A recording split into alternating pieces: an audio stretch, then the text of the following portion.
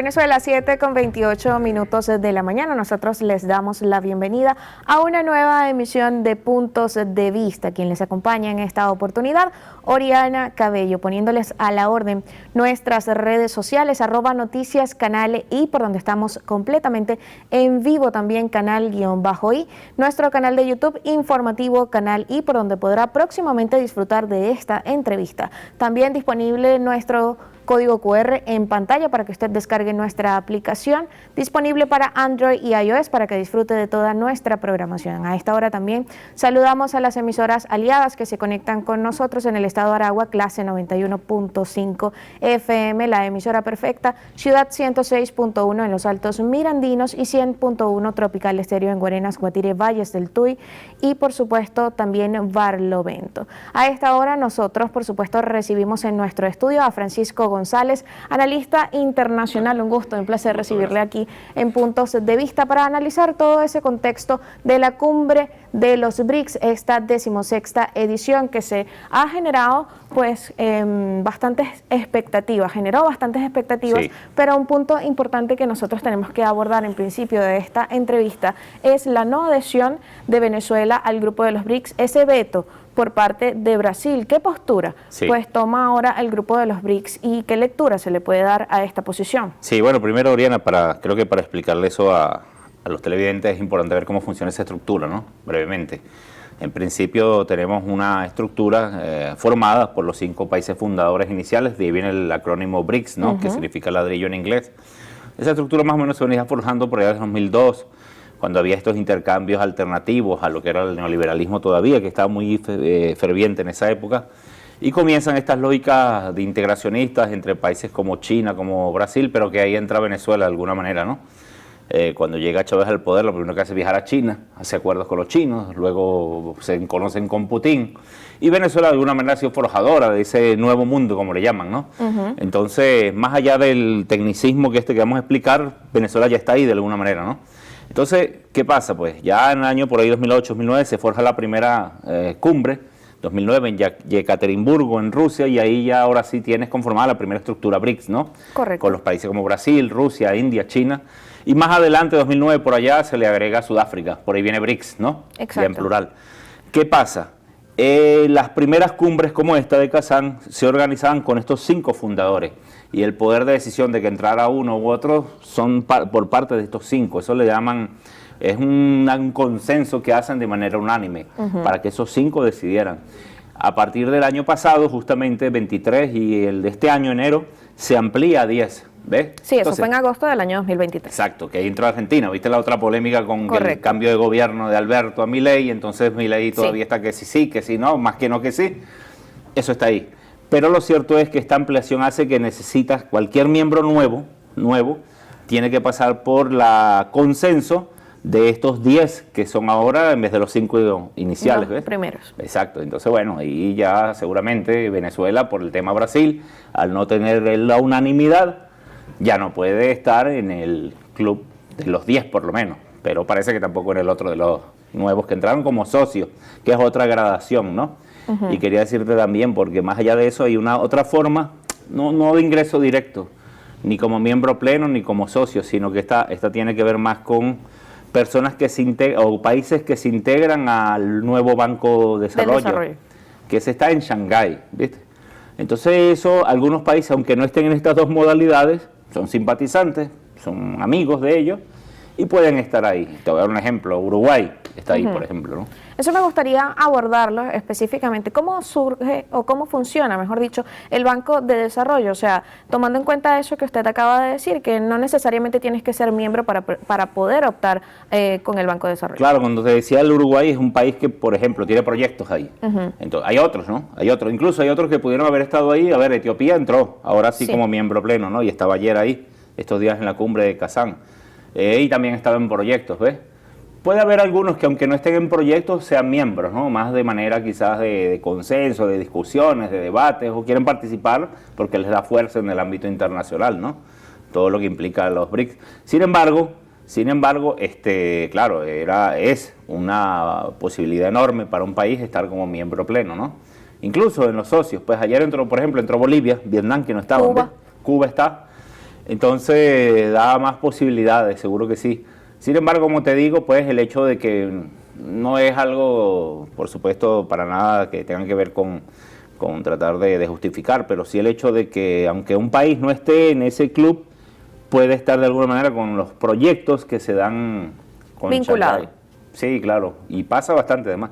Creo que hay más de 100 proyectos en los últimos años, lo decía Putin también allí, y hay muchos países que buscan como periféricos, ¿no? Que necesitan ayudas económicas, tienen problemas de asimetría, y siempre los BRICS, como tienen esa visión, digamos, alternativa de colaboración, de solidaridad, buscan apoyar a ciertos países con problemas, sobre todo países de África, ¿no? Que tienen problemas estructurales tremendos, y entonces ahí los BRICS apoyan esos países, ¿no? Sí. Ahora bien, quisiera tocar el tema de que, bueno, en principio el grupo BRICS era más o menos un foro económico, de cierta manera fundamentalmente se inclinaba más hacia lo que era la economía. El grupo BRICS ha cambiado ahora, en esta 16ª cumbre se podría hablar de un cambio económico político, tomando en cuenta pues esta oposición de Brasil en cuanto a la adhesión de Venezuela al grupo de los BRICS. Claro, y lo vemos más también, quizás más bien político-económico. ¿Por qué surge? ¿Por qué surge, no? En aquella época, 2009, 2008 que estamos hablando. Porque son países que de alguna manera en aquella época se veían como países emergentes, ¿no? A ver, China no era la China actual de en esos años, o Rusia, y otros, ¿no? La India. Sin embargo, China, el crecimiento de China a lo largo de estos últimos 20 años ha sido muy acelerado y se convirtió en potencia mundial. En muchas ramas supera a otros países como Estados Unidos o Canadá, ¿no? Entonces, eso ha hecho que algún país que en aquel momento era emergente ahora es país potencia, ¿no? País de potencia mundial, como en este caso China y Rusia, que se han recuperado, ¿no? Después de la caída de la URSS. Entonces, ¿qué pasa allí? Eso también generó la competencia internacional de estos bloques contrahegemónicos contra Occidente, el bloque occidental, que ahí sí podemos poner Estados Unidos, la misma Canadá, América del Norte, pero también la Unión Europea, ¿no? Esa es como la dinámica post-45, los países hegemónicos dominantes, por decirlo así, ¿no? Entonces estas nuevas alianzas son contrahegemónicas. Y también contrahegemónicas en el tema de la moneda, ¿no? Y en el tema de lo que es el intercambio financiero. ¿Qué pasa allí? Estados Unidos y las potencias dominantes de aquellos años después de la guerra controlan el sistema financiero internacional y hacen que la moneda de intercambio sea el dólar, ¿no? Y sobre todo después de los 60, los 70. Y eso hizo que ahora, a través de la forma de intercambio, por ejemplo, si alguien va a comprar en Venezuela un bien, un servicio en el exterior, tiene que utilizar el código SWIFT. Una persona que envía remesa, una persona que manda dinero a determinado lugar o viene, y ese código SWIFT son bancos que están en Nueva York, el dinero pasa de aquí, de tu cuenta, pasa al Banco Central, de ahí pasa al banco en Nueva York, y de ahí salta al banco donde vas a enviar. Esto es una cadena, ¿no? Sí. Esto genera impuestos. Y en esta cadena, Estados Unidos, ¿qué hace? Cuando a un país no le interesa que esté en la dinámica autonómica o que no está a favor de sus intereses, entonces rompe esa cadena, ¿viste? Interviene allí.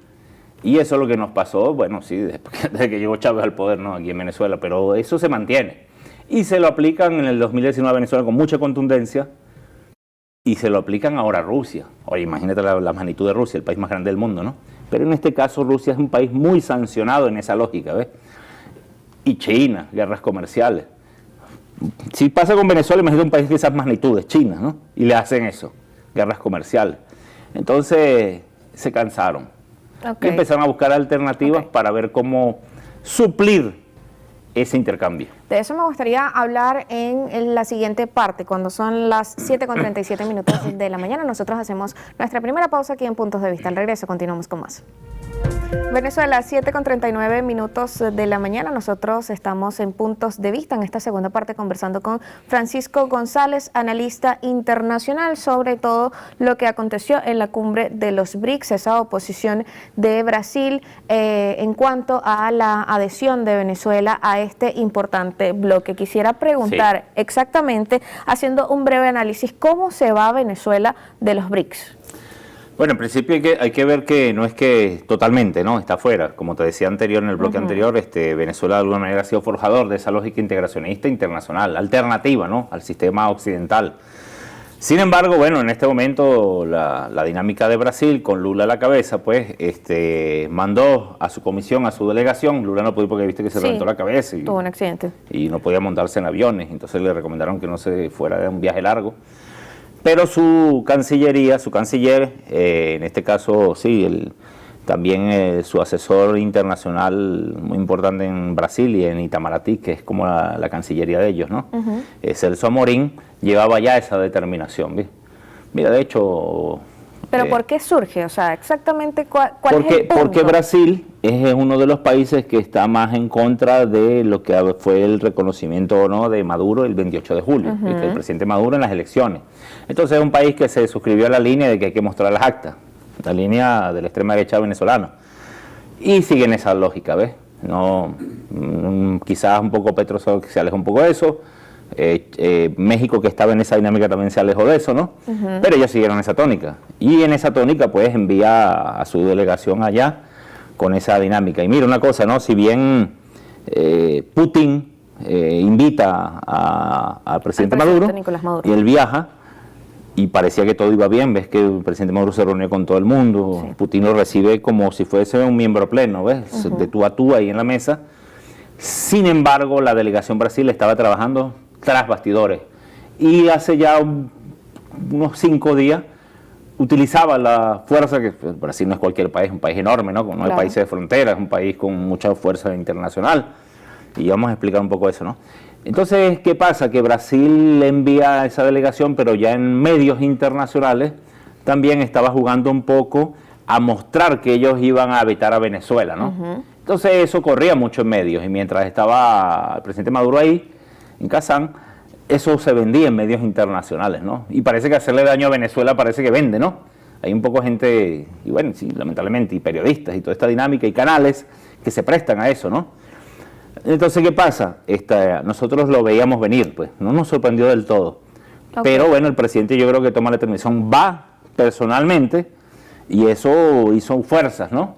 No es igual que no haya ido a que fue, porque eso le dio mucha fuerza a la presencia de Venezuela allí, ¿no? Sí. Ahora, el presidente ruso, Vladimir Putin, también pues destacaba que Venezuela, que no estaba en total acuerdo con Brasil. Entonces, ahora, ¿cómo queda ese bloque? Claro. En cuanto a esas posiciones? O sea, el presidente ruso tiene una posición, el presidente de Brasil tiene otra, entonces, ¿cómo queda ese consenso? Sí, de hecho, Putin dice que ahí en esa rueda de prensa, viste que cerró con la rueda de prensa, ¿no? Con todos los periodistas internacionales, y ahí ya discrepó totalmente de Brasil.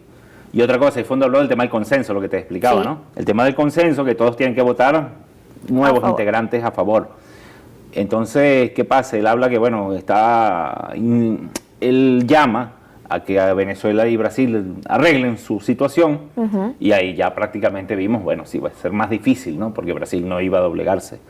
Entonces, ¿qué pasa? Pero fue bien raro esa rueda de prensa, porque yo la vi, ¿no? En vivo lo estaba viendo.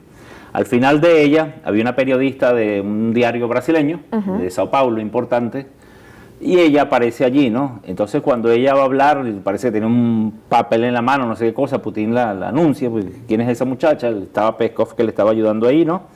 A Putin, y ella venía de un diario brasileño, fue la última que habló allí, esta periodista, ¿no?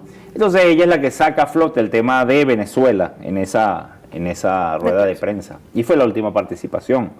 Bueno, ahí se aclaró la cosa, después de que ella habla, y ya prácticamente se sabía que Venezuela no entraba, pues, no estábamos. Ahora bien, me gustaría tocar todo el tema económico en cuanto a la cumbre. Se habla de un nuevo sistema monetario internacional, incluso fue algo que propuso el presidente Nicolás Maduro durante su intervención en esta sesión plenaria, y también pues sobre el BRICS Pay. ¿Cómo va a funcionar este sistema, o cómo funciona esa compraventa? Claro, ese es un sistema que en principio lo usan los chinos, ¿no? Pero funciona. Es un sistema o lo que está buscando los BRICS con esas experiencias ya más locales, es utilizar una alternativa a este código SWIFT que explicaba, ¿no? Sí. Los bancos por Nueva York, qué sé yo. y ahora lo buscan hacer a través de las monedas locales de cada país. Es decir, en China es el yuan, para los rusos es el rublo, o bueno, así cada moneda de cada país, ¿no? Entonces la idea es tener como un fondo por donde pase esa moneda al precio de intercambio de ella, y a partir de ella poder intercambiar con la otra moneda sin pasar por el tema de dólar, ¿no? ¿En qué punto se transforma la moneda de un país a otro? Eso es un sistema digital, es un sistema digital. Ya hay alguna experiencia, por ejemplo, los rusos tienen el sistema MIR, y hay muchos rusos que son turistas y vienen para acá y tienen una tarjeta que ya la utilizan aquí en Venezuela, y no pasa nada por los bancos estos occidentales. Y así, ¿no? Y creo que por ahí se buscaba también, bueno, en el ingreso de cualquier país que entre, pero con su moneda particular del país. A futuro, a mediano plazo y a más largo plazo, la idea de los BRICS, por eso que no hay que desesperarse, ¿no? Un montón de gente está como rasgándose las venas, ya vamos con calma, hay que calmarse. Lo que se trata es de que los países también agarren esas experiencias, vean y ver cómo funciona. Y a partir de allí, pues, más adelante seguramente Venezuela entrará o no, y dependiendo también si quiere o no. Pero es un sistema de integración, pues. Entonces, pero de alguna manera, como te dije, estamos, ¿ves? Porque las asociaciones con China están, los proyectos con China están, y están de hace años nada más. ¿Qué ventajas puede traer el BRICS Pay a los países miembros? La ventaja es utilizar su moneda local, fortalecer la moneda local en términos netamente económicos, ¿no? Pero también a nivel de intercambio, un país sancionado, ahí sí, un país sancionado puede bypassear esta lógica, ¿no? Es muy difícil para un país sancionado económicamente comprar bienes y servicios. Entonces, ¿qué hace con este sistema? Pues pasa por el borde de lo que es el código SWIFT, de lo que es la moneda dólar de intercambio, y puede transar bienes y servicios con su moneda local y comprar al exterior. Eso es una ventaja enorme. Y porque le pasa a China, le pasa a Rusia y nos pasa a nosotros, ¿no? ¿Apunta el BRICS Pay entonces a la desdolarización? Totalmente, totalmente, porque lo que se trata... A ver, no es que, como decía el otro día Putin, no es que se trata de que ir contra a nadie, sino generar una alterna a eso, ¿no? No es que, él decía, no es que estamos contra Occidente, sino que no es con Occidente. Es decir, es una forma alternativa. Bueno, y los europeos de alguna manera lo hicieron en los 90 y después más adelante con el euro, ¿no? Eso también pasó allí. Entonces el marco alemán, la peseta español y empezaron a utilizar el euro, ¿no? Lo usaban así de alguna manera. Francisco, nos corresponde hacer nuestra segunda pausa aquí en Puntos de Vista. Al regreso nosotros continuamos conversando sobre este importante tema de la cumbre de los BRICS aquí en Puntos de Vista.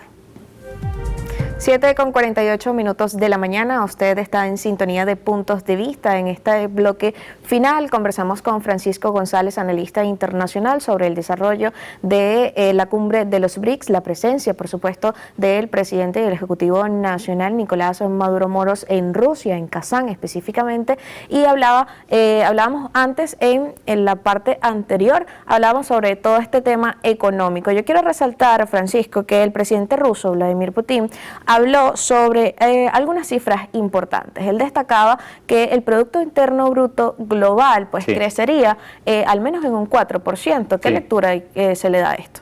Bueno, sé que una de las estructuras de integración mundial más importantes es el G7, donde están estos países occidentales, ¿no? Sin embargo, con la lógica actual, el crecimiento exponencial de China estos años, Rusia misma recuperándose, y la cantidad de personas, la India que se está levantando, y ponte, si sumamos por un lado los chinos, que son 1.412 millones, los rusos 140 millones, los hindúes son 1.420 millones, eso es más de la mitad de la población mundial, más los otros, ¿no?, que están allí, los otros socios y miembros. Entonces ya eso te da un PIB enorme, ¿no?, un PIB enorme a nivel global. Y eso hace que, bueno, esas lógicas de intercambio entre esos países, y una cosa que quizás no se evalúa, por ejemplo, la India que tenía problemas fronterizos con China, está allí. El primer ministro Modi se reunió con Xi Jinping para, lo que te digo, hay que calmarse, ¿no? Exacto. Es decir, la posición de la India al estar allí es de casi una guerra hace 2 o 3 años atrás en la frontera, ¿no? Entonces ahora están tranquilos para poder negociar y hacer estos intercambios de bienes y servicios, ¿no? Por ejemplo, Venezuela allí como estaba antes de lo que eran las sanciones y antes de BRICS, ¿no? de esta lógica. Venezuela le vendía mucho petróleo a la India, por ejemplo, ¿no? Entonces la idea de estar allí también nos reabre esos mercados, pero el hecho que no estemos todavía, aunque sea plenos socios, no implica que no hagamos eso, porque ya podemos negociar con esos países, ya se conocen, incluso las burocracias se conocen, ¿ves? A Morín yo lo conozco personalmente. Yo estudiaba en Argentina hace unos años y conozco a Morín, y sé que los brasileños de Itamaraty son zorros viejos, ¿no? Como dicen. Y se veía que venían con eso, ¿no? Entonces uno no puede... En esto de las relaciones internacionales uno tiene que ser muy realista, no tan romántico. Y eso se veía venir, la verdad es que se veía venir. Y que Brasil tenía esa posición, porque aparte de todo Brasil se siente que es un líder continental y siempre su contenedor o su contrincante es Argentina. Correcto. Entonces, hasta en el fútbol, ¿no? Es que siempre... Pero entonces estos años que Venezuela ha venido, ¿no?, emergiendo, avanzando, exacto, y ha tenido liderazgo regional, eso como que pone en celo a algunos políticos regionales, y en este caso Brasil creo que está en esa lógica. Aparte que otra cosa que tenemos para poner allí es petróleo. Hay guerras por todos lados, ¿verdad? Entonces, ¿qué necesitan? Petróleo. Y Venezuela, bueno, lento, pero ha ido allí creciendo un poco, casi llega rozando el 1.000.000 de barriles, con una expectativa de crecimiento enorme. Entonces a Brasil medio que no le convenía tampoco esa posición energética de Venezuela en esa lógica, porque aparte tenemos la historia de integración donde con Chávez era el líder continental. Cuando se da lo de Mar del Plata en el 2005, fue Chávez y Néstor Kirchner los que hicieron esa lógica continental para poder venir a construir después UNASUR, CELAC, todo eso. Y Brasil estaba ahí, pero no tuvo esa preponderancia que tuvieron estos dos líderes, ¿ves? Entonces Brasil siempre ha sido como que el que quiere tener esas lógicas de representación, de integración y de liderazgo en la región, ¿no? Pero esta vez se le fue de las manos. Sí. Exacto. El presidente Vladimir Putin también destacaba pues que el grupo BRICS había superado al G7. ¿Qué impacto genera esto en el mundo? Mira, eso es ya prácticamente, a ver, una lógica, la decadencia de Occidente, ¿no? Y es peligroso. Estamos entrando en un terreno peligroso.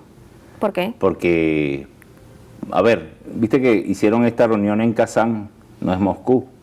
Entonces, Rusia está en guerra, es lo real, ¿no? En guerra con Ucrania, que está al lado, y también con la OTAN, que está allí. Entonces, ojo, había que tener cuidado con todos estos líderes internacionales que estaban allí, ¿no? De nombre mundial. Y también entender que mientras ellos estaban ahí, declaraba la OTAN, ¿no? El secretario general de la OTAN estaba declarando, y que también se están moviendo tropas en lugares muy sensibles en este momento, ¿no? Rusia es la potencia dominante en el tema de lo que es la nuclear, tiene más de 5.000 ojivas nucleares, pero no las ha utilizado, y si las utilizan una creo que ya no lo vamos a contar, ¿no? Pero el mundo está en peligro, ¿sabes?, de una guerra nuclear, y yo creo que eso lo saben bien en Europa, y lo saben bien los BRICS, ¿no? India tiene potencia nuclear, China, ni hablar. Entonces, Occidente, que tenía ese monopolio nuclear, Estados Unidos, ¿viste? Parte de algunos países de Europa, ya no es más, eso ya no está. No tienen el control de la economía mundial, no tienen el control de la tecnología, no los tienen en este momento, y eso hace que en esta decadencia se vuelvan mucho más peligrosos, ¿no? Y entonces es peligroso. Todo esto que está pasando es peligroso, sí. ¿Apuntan los BRICS a un nuevo orden mundial, a la creación de un nuevo orden mundial?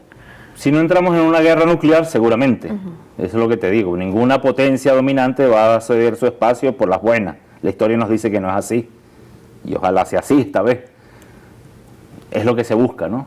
Bypassear sanciones, pero las sanciones, a ver, vamos a verlo desde la perspectiva nuestra. Las sanciones son el preámbulo de una guerra o de una invasión. Cuando nosotros nos aplican en el 2019 sanciones, nos confiscan 5, era el preámbulo de una guerra. Más de 900 tiene Venezuela. Claro, pero si lo comparamos con Libia en el 2011, hubo unas resoluciones de la ONU por un tema de derechos humanos. Decían que Gaddafi estaba violentando derechos humanos.